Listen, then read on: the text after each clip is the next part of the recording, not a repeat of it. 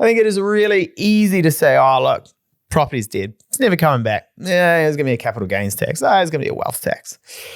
We should look elsewhere to invest. However, we have run the numbers, and the numbers don't lie. We are back in your life, and today, this one's for the comment section. Is investment property in New Zealand broken? Will prices never go up? Michael. James, property's had a rough ride over the last few years, right? And, humans, we got short memories. Very much. And I think it is really easy to say, oh, look, property's dead. It's never coming back. Yeah, there's going to be a capital gains tax. There's going to be a wealth tax. We should look elsewhere to invest. However, we have run the numbers, and the numbers don't lie.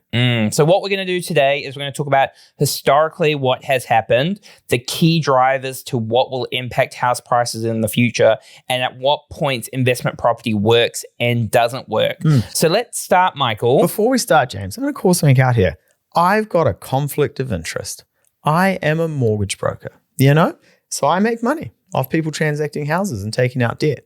Every time we talk about this, people in the comments say, hey, Mike, you're quite good looking, but boy, oh boy, do you have a hell of a conflict of interest here. I acknowledge my conflict of interest. You know what? That's not what this is about. I still think this is a great asset class. Come at me. I've still told you to stop writing in the comment section that you're good looking, but anyway. Look, obviously there's heaps of conflicts of interest, but with a lot of these things, there's a bunch of people that watch this that never come and talk to us. Some people then come and talk to us because they want to sort themselves out. That's all great, but you do what you want with the data, but I think it's hard to argue with the data. Mike, let's first talk about the golden age. So we're going to break it into what happened over the past 30 years and then the reality check over the past 5. So what has happened to property over the past 30 years? Nice and easy. House prices double approximately every 10 years, right? If you follow the natural log function, that's around about 7% growth per annum. Population in New Zealand was growing pretty strongly, right? And we had a lot of immigration coming into the country, which really kind of spiked that demand. Investors, I tell you what, man, they had a pretty good run, right? Leverage, rising prices, that's long-term gains. That's a pretty good run. And you, for a long time in New Zealand, could buy almost any property and be pretty sure you were going to make money on it, right? And there's always the one that didn't work out for some reason, but it was a pretty solid market with pretty solid returns. Yeah, pretty hard to lose money. There's also 2 other really important factors within that golden age as well. The first one was there was some additional accounting benefits back in the day where you could offset your income. Ring fencing didn't exist. The other one is obviously the supply of housing. So we have not built enough houses for pretty much ever. And the amount of houses required versus the amount built has never stacked up, which also resulted in prices going up. And it was a hell of a party, right? And we all remember when it was kind of the peak of the market. And that was felt like houses were growing about the price about 10% every week. You couldn't win an auction, couldn't make an offer on a house.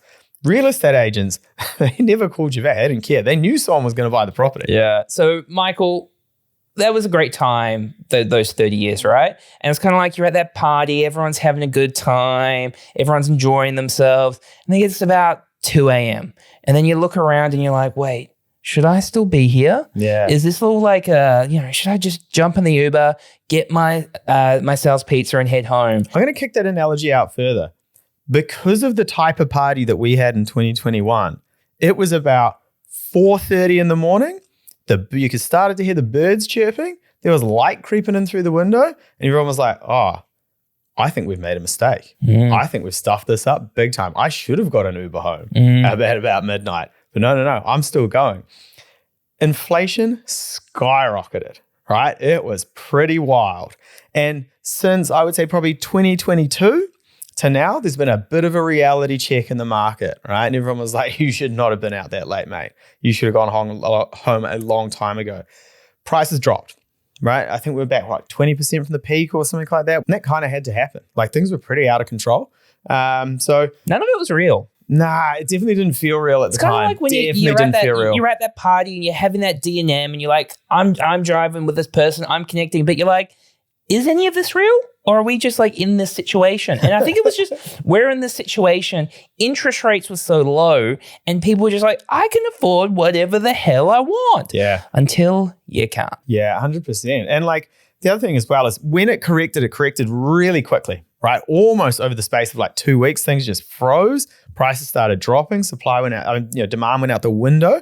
And it was a pretty tough time for the market. It was especially tough, not just for investors, but first home buyers who bought during that period, right? Who, property investors cop a lot of sticks sometimes, about like gambling on houses where other people could effectively live. A lot of people who would buy them were just first home buyers trying to get on the ladder, right? And at that point, people had no other choice. You were just paying what the market was paying and hoping that you didn't lose a ton of money. Fortunately for a lot of people, though, they did. The FOMO. The FOMO was very real. And now people are quite scared because you're right, the market has dropped back.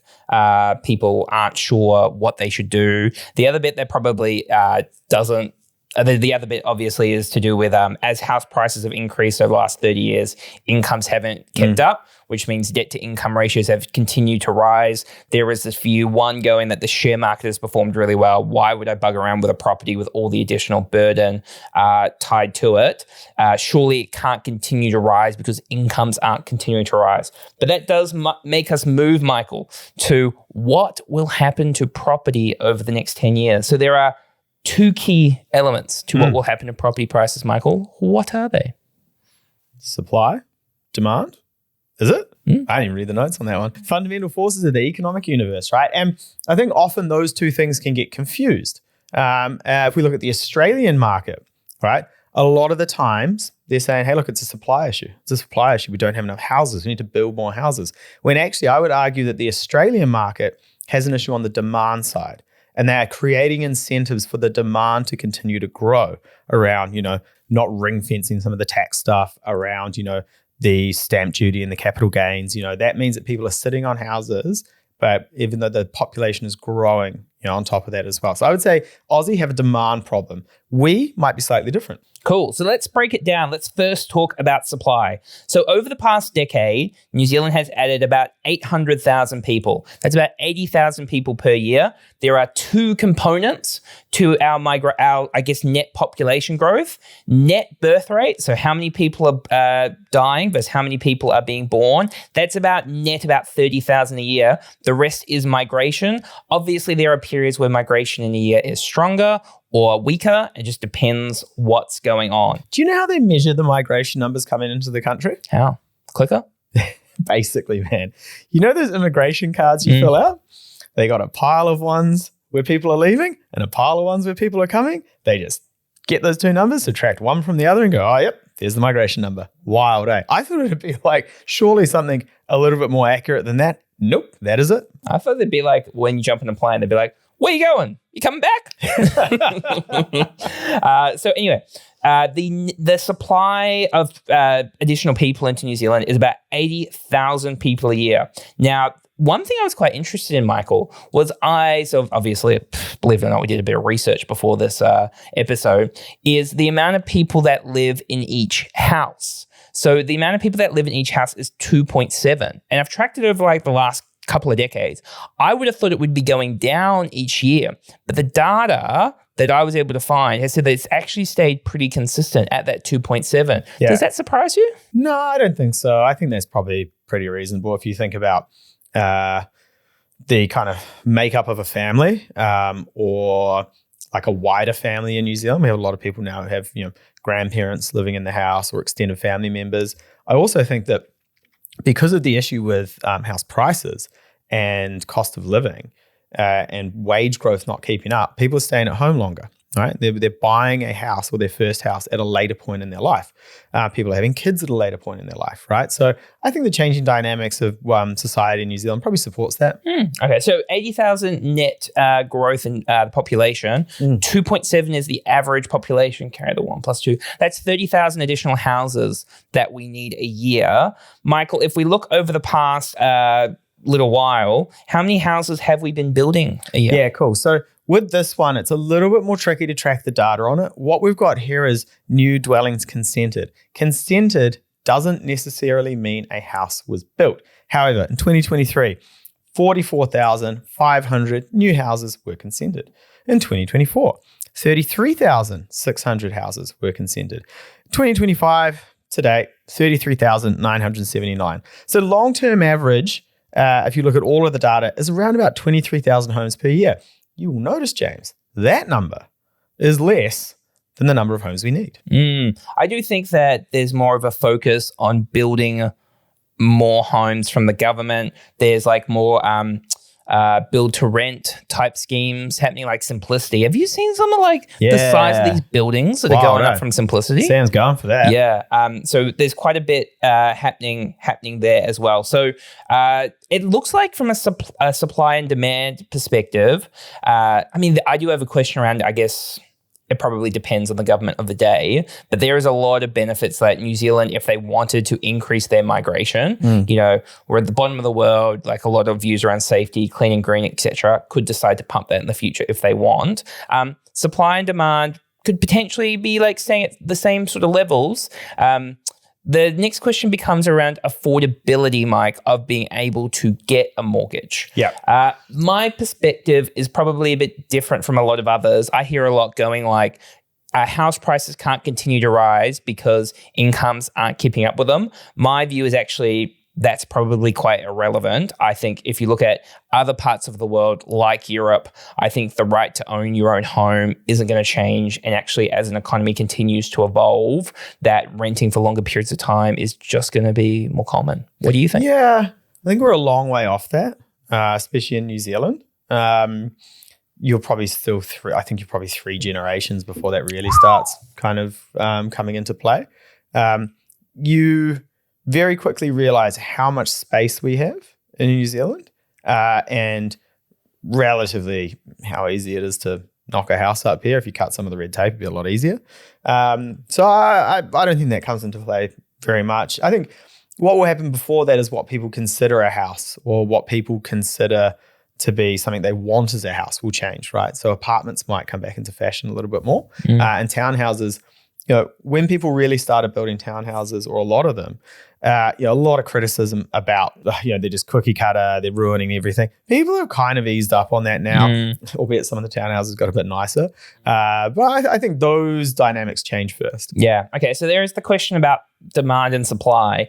The next and final component is, okay, well, if house price growth is at about 7%, if it drops to say like, I don't know, 5% long term, how does that work? What happens if properties only grow at like 1 or 2%? Does the math make sense to be a property investor? And we're going to talk about all of that after this break. If you want to understand what you can borrow, how much you can buy for, or what your investment property strategy should be, get in touch with the team at Lighthouse Mortgages today.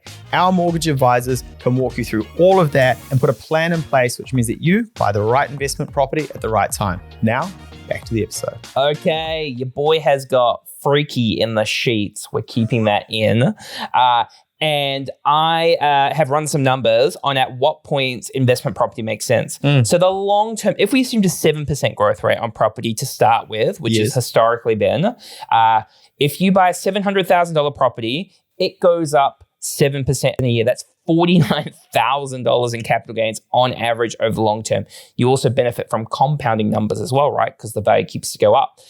If you top it up with a 5.5% long-term interest rate, you're probably topping it up maybe like 15 G's a year, 15 grand down, $50,000 return on money. That's how the boomers got so rich. It's like a 300% return on your capital. Boomers. So first question, Mike, do you believe property prices will continue to grow at 7% a year? No, I don't. Why? Because debt to income ratios are going to slow that down a little bit. And I think kind of just if there's a tax on it, capital gains at some point, I think it'll sit at a more reasonable growth rate around like 3 or 4%. You know, 5-6% might be a really good year. I just think that kind of that easy run in the property market's gone. Yeah, I agree. So let's talk about 5% a year, right? So once again, you got a $700,000 house, you get a 5% growth rate. That's $35,000 on average over the long term. You're topping it up $15,000 a year. Still a 200% return on your money, Mike. It's not bad. It does sound like a scam when I say like 300,000, 200,000. And it's our patent pending property flipping strategy. No, it's just leverage, isn't it? Yeah. And that is the power of leverage, right? It's like you take a little bit of your money, a whole lot of the bank's money, and you grow the size of that investment. And you're getting the return on the full size of that investment, not just your original investment. And for everyone out there is like, yeah, you got to pay the interest.